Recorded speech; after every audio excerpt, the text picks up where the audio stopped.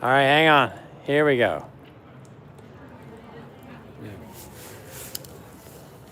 Hello, it's Darius, and I am apparently live. We're just working out some bugs here. Is it live? It is, but it's blocked. Why is it blocked? There's no. There's like you have to take it off your stupid thing.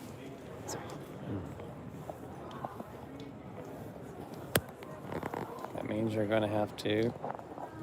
Okay, we're just going to get this thing started. Wait a second. Let me see if I can turn the ratio here. We're in Rome, but just give me a second. Let me see if I can change the orientation. No. Orientation is locked. And I want to change. No.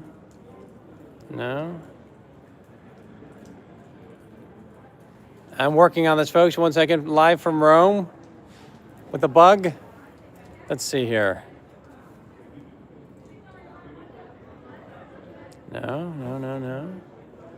Well, I think we're just going to have to take it off, and you'll have to do it the old-fashioned way. Here we are. All right, hello. So this is Darius. I'm here in the ghetto, and we are kicking off a live walk in Rome. It's actually cold. It's actually 7 p.m. and we've had the eternal summer, which has basically been perpetuated into basically the end of November. So what I want to do with you today is talk to you a little bit about the American Institute of Roman culture. I'm in the Jewish ghetto right now. Talk about a little bit of the history of Rome as we walk around. This is our fundraiser. We actually have a challenge grant. The challenge grant is in effect until the end of the year, December 31st. So we hope that in the course of this walk, you can learn a little bit about Ancient Rome Live, a little bit about what we're doing in Rome, and at the same time, go to the pinned link, which is ancientromelive.org/support, and you can be a sustaining participant in our work. What we do is we offer live seminars. What we do is we offer a lot of free videos and all kinds of educational content. We also offer tours. We also offer the possibility of you applying for a grant that we have, which is called ECL grant for innovation in archaeology. We have a number of grantees in our first year, which you can actually look at our website and learn about. Today I want to walk around a little bit of the city, talk about a little bit of the history. Right over here, this lovely piazza that you see, this building right here is Piazza di Cinque Scola, and it is in the heart of the Jewish ghetto. That is of the time of the Renaissance, because we know from ancient Roman times, the Jewish community lived over across the river, lived in Transtiberim. But in the Renaissance times and onward, the Jewish community was moved here by the church, walled off, and we had a number of very old papal families around the vicinity, including Palazzo Cenci, which still stands here today. Behind Palazzo Cenci is actually Monte Cenci, which is an artificial mound, man-made, created, probably standing on some lost ancient ruin. Probably not the amphitheater of Sicilius Taurus, which a lot of people would like it to be. I would love it to be. This is our first stone amphitheater in the time of Augustus, but there is some ancient monument that's a project waiting to happen. But why don't we walk through the ghetto right now? It's a lovely evening. Lovely evening. Remember, our operators are standing by. You can call 24/7. Just kidding. What you can do is we accept all credit cards. We accept Bitcoin, and I'm joking. You can make a contribution at ancientromelive.org/support to support our work in educational production of videos and seminars for everybody, so you can learn more about ancient Rome and its legacy. So that's going from the archaic periods going all the way forward unto the contemporary culture, which is currently ruining this city with over tourism. But we can talk about those fun things as we walk around here. What is double the donation? What is what? Double. It's a double your donation. What does that mean? It means that we have a great number of supporters In the third year, they have issued a challenge grant. They've thrown down the gauntlet, and we're asking you to support what we're doing, which means every $100 that you give, it will be matched dollar for dollar up to $60,000. So we ask today that for your consideration. A lot of you are online, you know me, you know what we're doing. Louder. We just had a wonderful, wonderful Rome program, Popes and Palaces, and you can hear about some of those reviews of that experience in the coming days. Subscribe to our newsletter, get the free links to our seminars and our lectures, and access to all kinds of great history. We ask for your support. This is basically, Beg for Money week, which is going on all the way through the end of December. We'll have a number of free seminars that we're issuing. We'll be sharing up until the year's end, and I'll have a special guest for a master class before the year is out.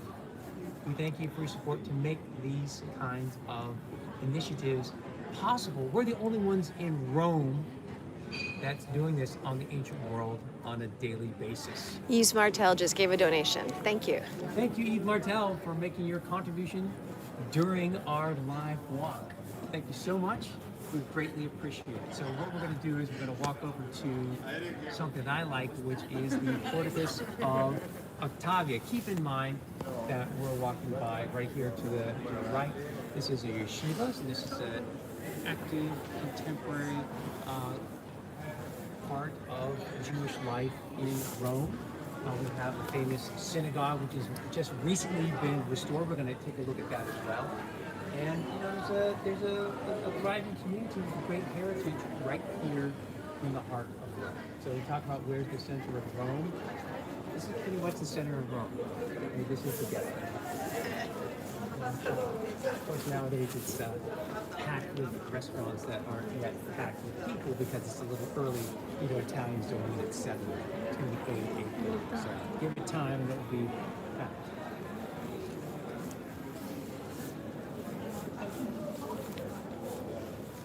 Are there any questions, any comments? I mean, if maybe any comments on Instagram? Is anyone there?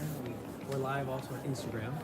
Instagram Live. Someone has an says- active social media channel, so do check out and follow us on X and on Instagram and on Facebook. It's always Ancient Rome Live. Ciao from Milan. Ciao from Bordeaux. Ciao Ciao. in Bordeaux. Ciao in Milan. This is a lot of you. Ave. Ave. A lot of you know me from over the years, and you'll remember the old days of Periscope. Periscope live stream. So the fact that we have a lot of you on here, that's great. It probably means that you're not just randomly jumping on the screen, but you're probably already get our newsletter. So look forward to a lot of great content going on in 2026 as we round out the year. And of course, you know about the ECL grant. We have a number of fantastic projects that we're supporting. I'm going to go to every single one of those, except for Libya. Libya, I don't know. But what we're doing is they are innovative projects in archaeology, they're innovative projects in preservation, heritage, and this grant is sustaining that work with a number of great partners in Pompeii, Where? in Morocco, in Jordan, in Albania, in North Macedonia. Where else? Where else? Italy, Where- Tunisia. And well, in Tunisia as well, yeah. So there are a lot of projects. All you have to do is go to ancientromelive.org/ECL. Another great donation And given. another donation. Well, fantastic.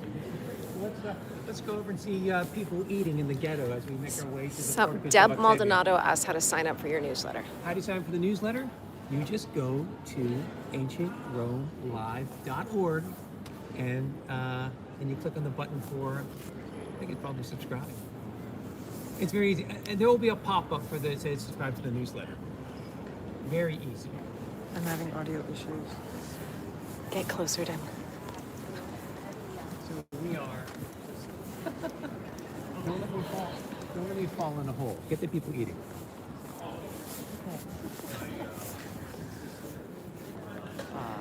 Lovely, lovely. Oh, it's a lovely evening. It's really funny because I think we were pretty much in like a light sweater up until about a day ago. So, this is the reality. We finally have autumn weather or winter weather.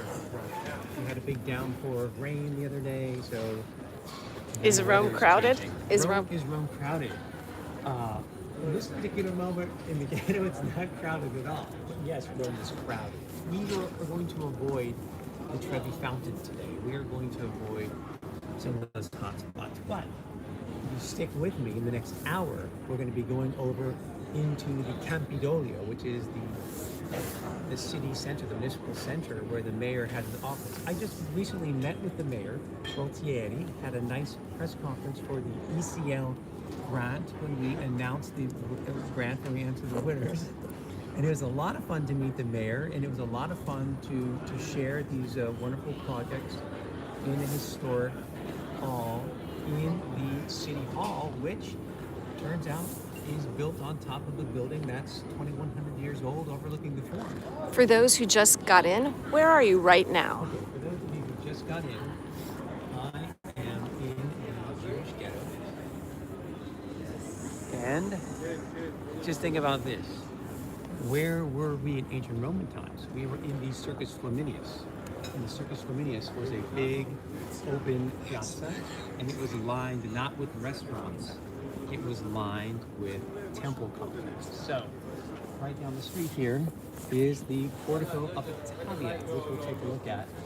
Here is one of my favorite little local places. They want to know about the.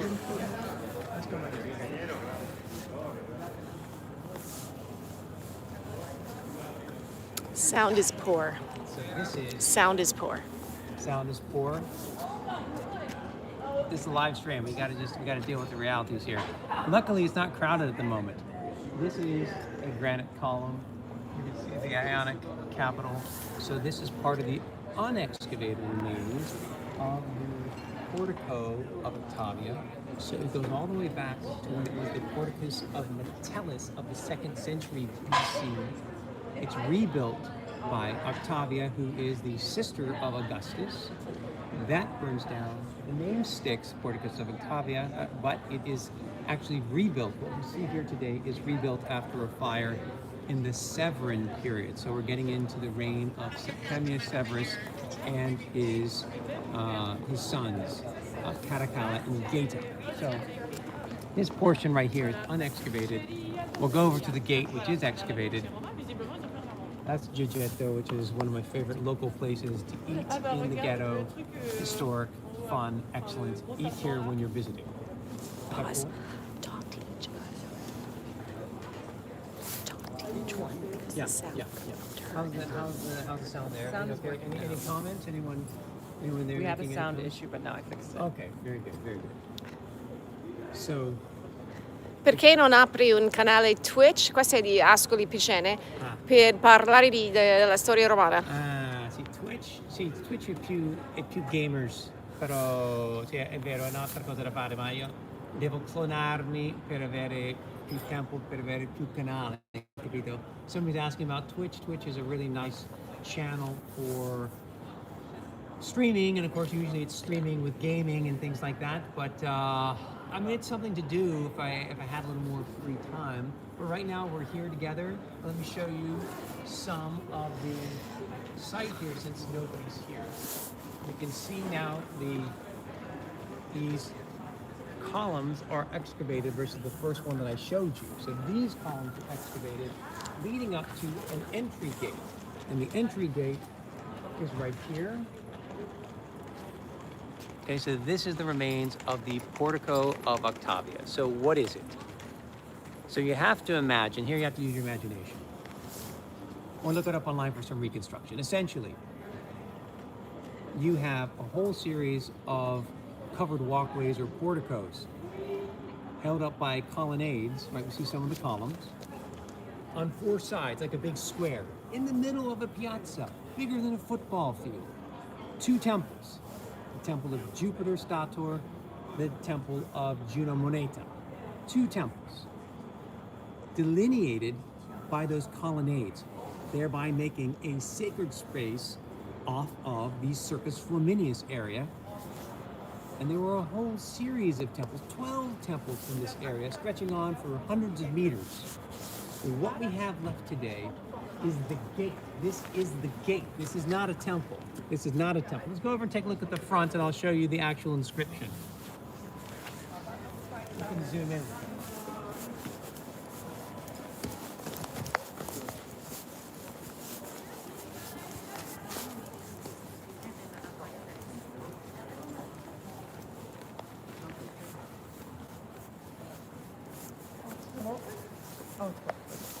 I was gonna say, it's a little late. So what are we looking at? Here, I'll show you. Here, hold this and I can zoom in, I think, with my finger. So we can see right here the inscription. Imperator, Kaiser, and so forth. That's Septimius Severus, Septimius. And when we go over here to the last line, let's see here. Incendio. And right there, okay? So, restituit. So it's been restored after it was destroyed by an incendio, by a fire. So there you have it. Out of the words of the Romans themselves, we have very nicely here then preserved the gate of the Portico of Octavia. You can see right here we have here the columns are missing. So it's been restored even post-antiquity. What we can see here is the ground level has been excavated out. So we're standing on the modern street level. And then we see below us the period of time of the Severans, and down even further, that's the time period of the reign of Augustus.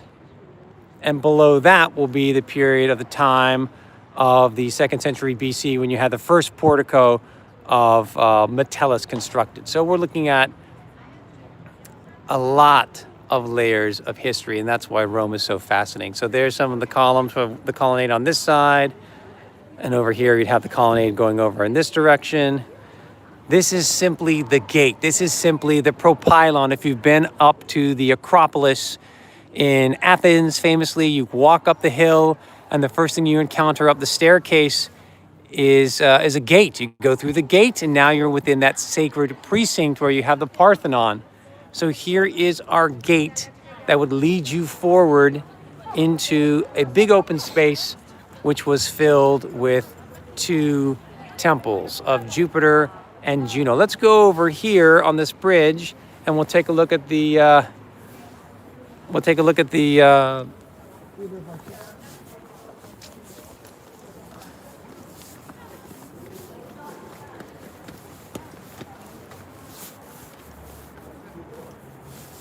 right, so here's a lovely view. What do we get a view of? On this side here, we have still that entry point, the propylon of the Porticus of Octavia. On this side, we'll turn around. What do we see? So what do I have behind me? We have I don't know how dark it is. We can see the remains of the theater of Marcellus. And Marcellus is the son of Octavia. So Octavia's son was one of the designated heirs of Augustus. He is Augustus's nephew. And what happens? Poor guy gets sick and he dies. Now, he was definitely the heir designate. Why? Because he was betrothed to the only daughter of Augustus, that is Julia. So these were supposed to be the match made in heaven, and it did not work out because Marcellus dies. So what happens instead is the legacy of Marcellus, who doesn't really achieve anything in his life, is to have the theater that we see there in the distance. The theater of Marcellus is named after him. So that's it. He's a kind of a woulda, coulda, shoulda, you know. Could have been great, could have been somebody, has the name, he has the pedigree, and nothing happens. Okay, so that's unfortunate. But The lasting legacy is the theater itself. How many theaters are in Rome? I see we have a question today. Well, the answer is there were 3 theaters, permanent theaters built in Rome. And they are by Pompey, the rival of Julius Caesar, and then Augustus builds the Theater of Marcellus, and then a friend of Augustus named Balbus, who's a successful general, he builds the third and the smallest of the 3. Those are the 3 theaters. Now, in recent years, just a couple of years ago, they've discovered what was the private theater of Nero near St. Peter's Church on the Via della Conciliazione. So that was a new discovery. So actually, it's a 4th theater. Romans typically, that's a great question. The question is, were theaters always made of stone? No, theaters were originally made of wood. Romans didn't want to have permanent theater structures for spectacles because they were considered to be a typical structure of Greek democracy and Greek city-states. So they said no permanent theaters were allowed. They were made of wood and erected and dismantled every year until Pompey the Great in 55 BC made the first permanent theater and made in the floodplain of the Campus Marshes, made of concrete. Yeah. So, if you're just joining us, I want to tell you where we are and what we're doing. So, this is our live walk fundraiser, double the donations because we have a challenge grant. I'm Darius Aria. I direct Ancient Rome Live and the American Institute for Roman Culture. To support what we do, the free videos, the free lectures, the seminars, the access to Ancient Rome, just go to ancientromelive.org/support. And we've already had a number of people that made contributions. Contributions are matched dollar for dollar for donations of $100 or more. I'm walking around Rome this evening with you. I'm your little host. And where are we right now? We are in the Jewish ghetto. So just around the corner, we're going to see the synagogue. This is the historic ghetto of the Renaissance period and onward. But where are we in antiquity? We're in the southern Campus Marshes, the big floodplain that was frequently flooded by ancient Rome. We're in the southern part. The main standout features from antiquity are the Portico of Octavia that we've been looking at, and I'm basically standing on top of.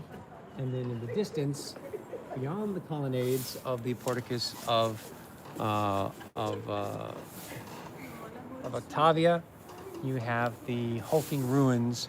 You can see there in the distance magnificent ruins of the Theater of Marcellus. So, Theater of Marcellus, nephew of Augustus, son of Octavia. He's dead as a young man, doesn't succeed Augustus. Many people were intended to succeed Augustus. They do not, but at least in small compensation is he does have a legacy. The theater is named after him, and everyone in Rome knows the Theater of Marcellus. Why is the Theater of Marcellus still here? I'm just asked. Well, that's a great question. The reason that the Theater of Marcellus is still here is number one, the Romans built to last, right? They're building things of concrete. We know how wonderfully resistant concrete is in the Roman world. Think about what we make today. Will it last 100 years? Will it last 200 years? Probably not. Okay, so what you do get in Rome is monuments faced in stone, made of concrete vaulting, 1,900 years old, like the Pantheon. Think about that for a moment. Still in use. So what about the Theater of Marcellus? It was so massive. It was so impressive. People built on top of it. People built amidst the ruins to be protected in the Middle Ages. And those fortifications become palaces of the Savelli and then the Orsini family. And now they're owned privately. One is for sale for 30 million euros if you want to buy it. But let's just keep in mind the history goes on and these places are still in use. And if I were to live anywhere in Rome, I'd probably live there because it's 2,000 years old. Yes? Darius, we have some questions. Would you like to answer them? I'll try. Why are some ruins underground and some above ground? Yeah, number one answer to that, let's turn around here for a second. And I'm on the modern street level. You can look down here. I'm in the southern campus marshes. What is the campus marshes? It's a floodplain dedicated to Mars, campus marshes. So, what happens in a floodplain? It gets flooded a lot. And the Romans literally will build one road upon another road, always with a new drainage system. Throughout antiquity, there are fires, there are earthquakes, and this is the result. So one of the main reasons why Rome has so many layers is simply because a lot of the city, even in the Roman Forum, was in the floodplain zone, and we know it was flooded. At the same time, the Roman Forum, much more important than where we are here, it was going to be remaining accessible. So you don't get a real buildup or deposit of materials in the Forum, even though there's a lot of flooding.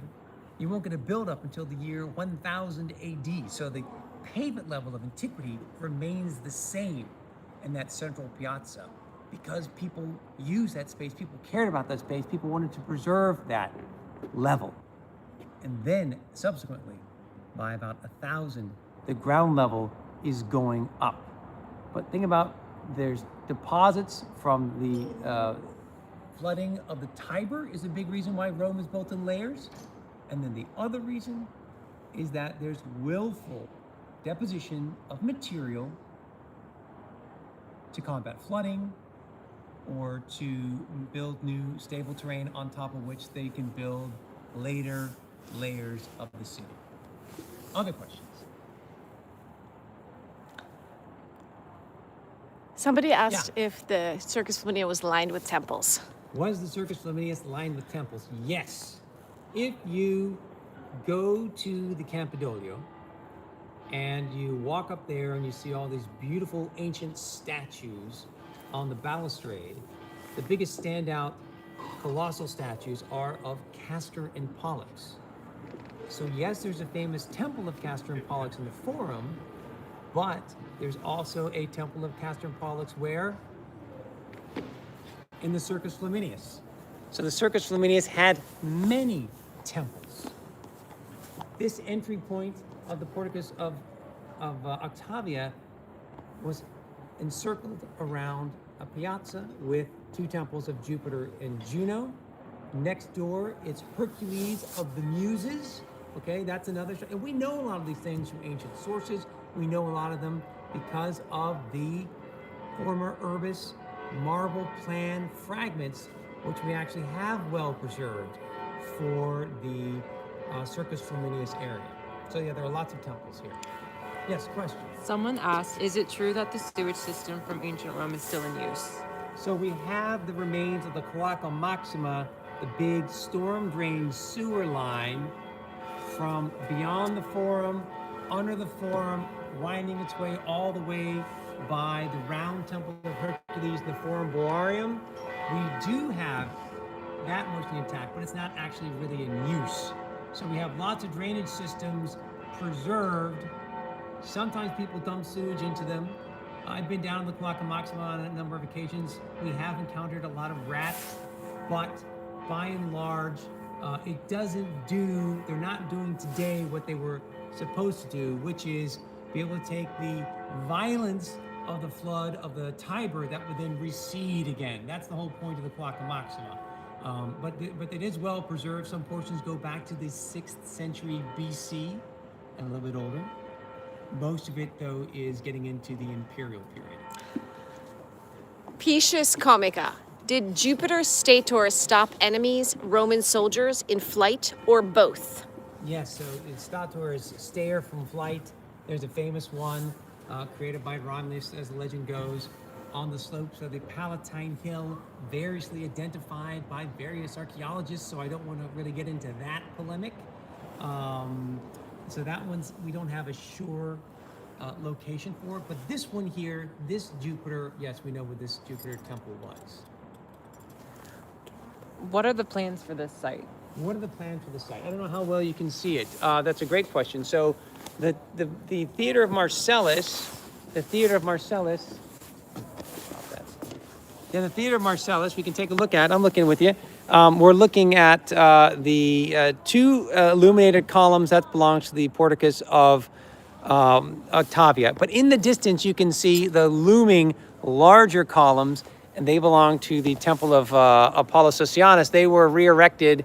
These monsters were re-erected in the fascist era. A new column, not a new column, but an ancient column which was never touched. It's actually intact. It will be re-erected around the corner from here that belongs to the Temple of Apollo. This one right here, that project is going on as we speak.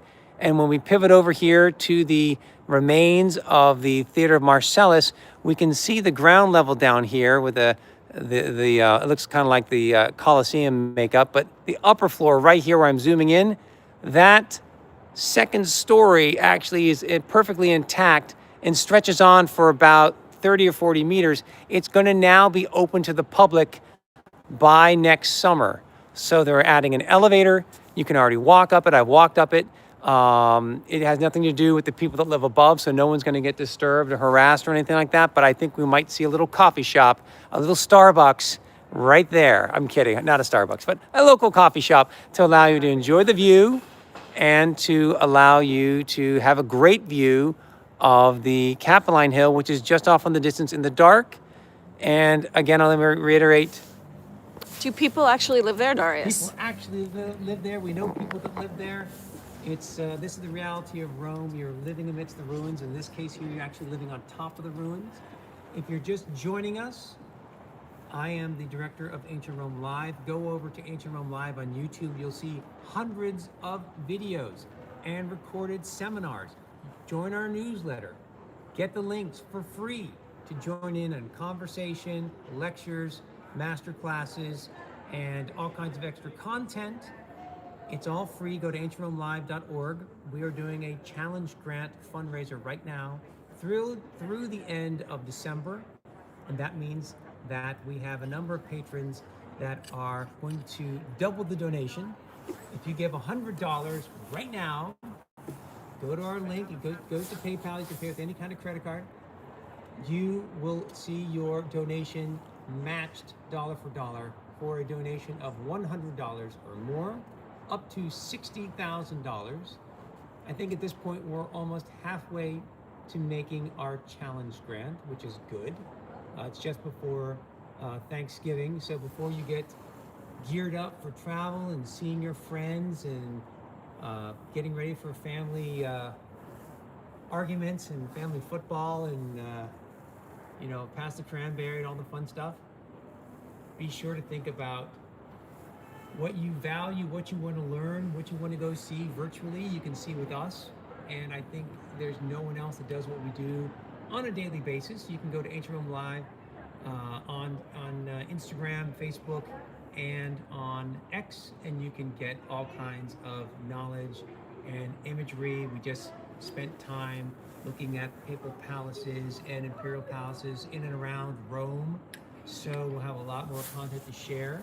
And we'd like to you to join us on our short seminars and our long master classes. Are there comments? As an archaeologist, what is your main concern regarding the conservation of sites like this in Rome? Oh my goodness. So as you know, an archaeologist destroys, right? And a conservator preserves. So when you excavate, you can't put it back. So obviously the most important thing now in archaeology is the responsibility of the work of the excavator, and obviously working hand in hand with the conservator. So there's so much great material that's here and so much that has to be preserved. And I think the accessibility to this heritage now in Rome is better than ever. I think more sites are being opened, more museums are being opened, there's more content that's being shared, there's more accessibility, and you see a lot more conservation work going on. There's something called PNRR, which is a huge fund, which is going to end next June. So they're working hard and fast on so many different projects. You're going to see a lot of new openings of sites, newly reformed sites like the Cryptobalbi Museum site, part of the National Museum collection. You're going to be astounded by all the work. Finally, the Mausoleum of Augustus, stop asking me when it's going to be open, but literally it should be open by next summer. So you're going to get a lot of good work completed. And a lot of it is hand in hand, the archaeologist working with the conservation work. What are 3 must-see new and exciting ancient attractions in Rome? Must-see attractions. Let's see, what would I say? I mean, look, I did a great video on the Horia Piperataria, which is the spice market, which is in the Forum area underneath the Basilica of Maxentius. That's a great site. If you can get a ticket, I haven't gone recently myself, but the passageway of Commodus is an underground passageway, private entrance of the emperor going to his imperial box, but it's not of Commodus. It dates the time of Trajan, we think, so it's a little bit earlier, but it is nevertheless a privileged tunnel entrance into the Colosseum away from the crowd. So that's 2. What's the third one? Well, I'll tell you what, if you haven't been to Ostia Antica, go check out the museum. We've done a video on that as well on Ancient Rome Live. And it's a phenomenal museum for a phenomenal site.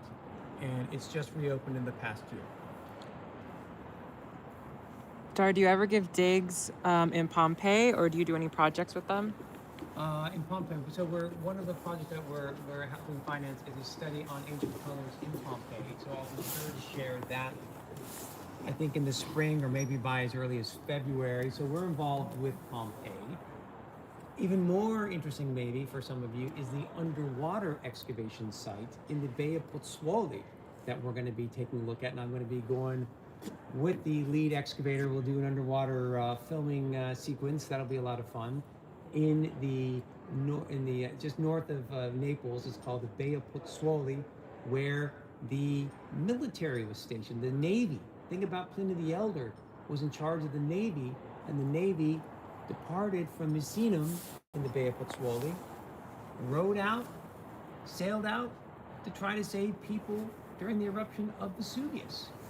And of course, they had a brutal end because Pliny the Elder himself, the admiral, died while he was trying to save people. He was stuck in Stabiae.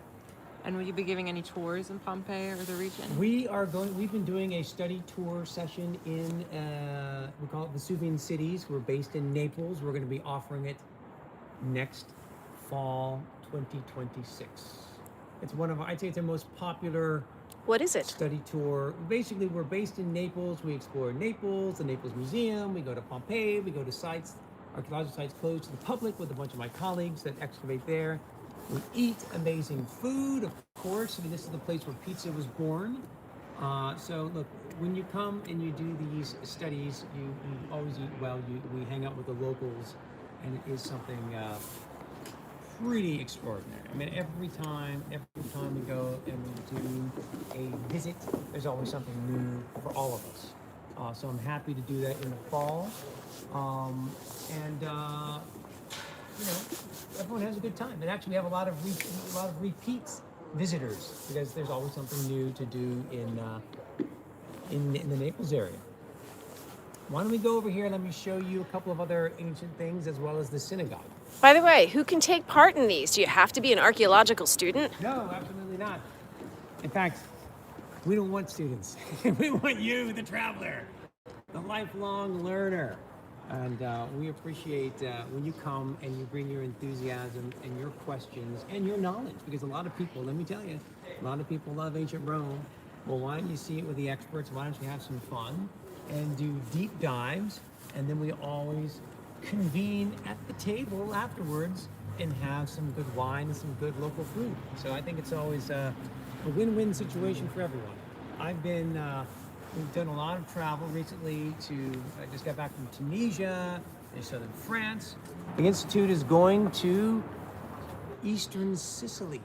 That's going to be awesome. So it's a White Lotus experience in the ancient world. I'm just kidding. So we're going to Taormina, we're going to Siracusa, we're going to be seeing some amazing Baroque cities like Ragusa and Noto, and of course the food is incredible. So if you want to, it's a small group as always.